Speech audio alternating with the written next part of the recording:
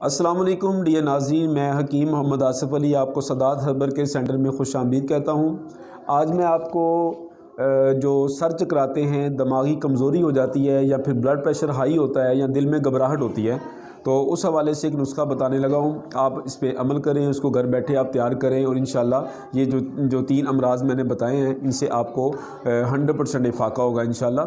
تو سندل خشک لے لیں، سندل سفید لیں، اور جو ست گلو ہے وہ لیں، کشنیر خشک لے لیں، کشتہ مرجان اور کشتہ چاندی۔ یہ جو 5 چیزیں میں نے آپ کو بتائی ہیں، آپ نے ایک ایک تولہ لے لینا ہے، ان کا وزن 5 تولے ہو جائے گا، اور 6 تولے آپ نے گلے سرخ اس کے اندر شامل کرنا ہے اور اس کا صفوف بنا لینا ہے۔